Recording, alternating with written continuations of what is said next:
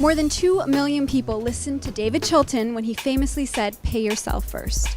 Well, 2 decades later, and the Wealthy Barber returns, and he's joining us here at the Royal York Hotel to give us his unique perspectives on the world of money. I think that the new book is a lot different than the first one. I think people are anticipating a continuation using the novel format, etc., but it's not like that at all. It's more my stage voice. I've tried to capture it on the page and use a lot of humor and story and anecdotes and take the intimidation out of financial planning. I'll admit there are some very fundamental messages, but they're messages that for whatever reason aren't sinking in.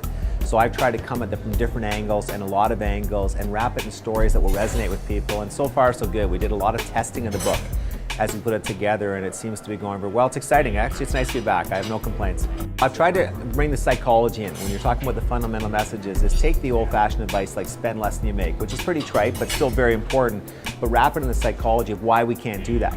And again, I'm using a lot of humor and stories to drive that home. And I've tried in this book to take a lot of looks at spending. The reason we're not saving effectively is because we're spending too effectively. And why is it we're so drawn into consumption and all those types of things? So there's a lot of societal comments in here. I look at the psychology, the physiology, even back to the wiring we had as prehistoric animals, et cetera, et cetera. But again, always in ways that I think can make people laugh. Short chapters, very quick read. You can get through the whole book in 4 to 5 hours.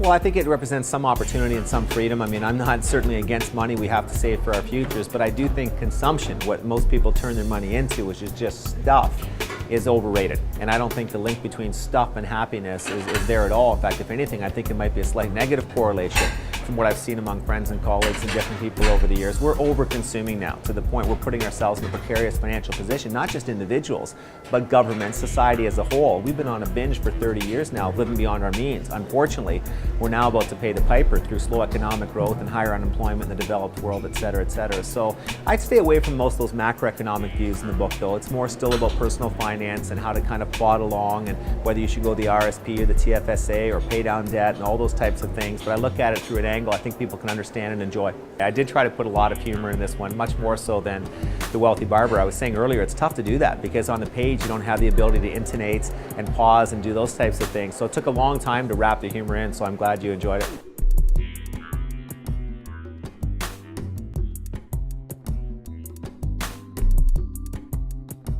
Well, I'm a little worried. Truthfully, your number one trading partner, the U.S., looks like they might tip back into recession. You've got China buying a lot of the commodities throughout the world. They're certainly the marginal buyer, and they're driving pricing, and they're slowing down a little bit as they fight inflation. And there's just so much debt in the developed world. I have trouble believing that at some point we're not going to have another prolonged downturn, maybe even another crisis, unfortunately. That being said, it just drives home the importance, again, of living within your means and making sure that you don't extend yourself too much, because that's when you really get caught, is when you have so much debt that you can't keep up with payments, etc. And I'd like to see people emphasize more saving. We need higher savings rates to provide the investment capital to grow our productivity. All those old-fashioned economic principles we've moved away from. And we're always talking about the short term now, but really it's about the long term and savings and investment and all of that.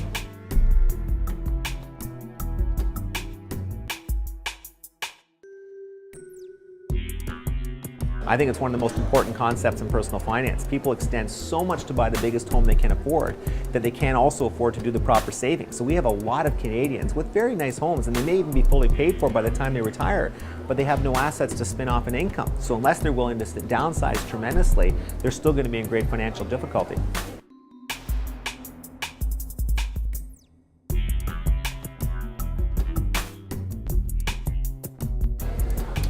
Personally, I don't think I'll ever retire. I really don't. I enjoy my work, I like traveling, so I don't think I'll ever retire, but I think we're going to see a lot of people unfortunately pinched. We're going to see a new retirement type of people where they're working part-time a little bit more, they're delaying retirement, all those types of things.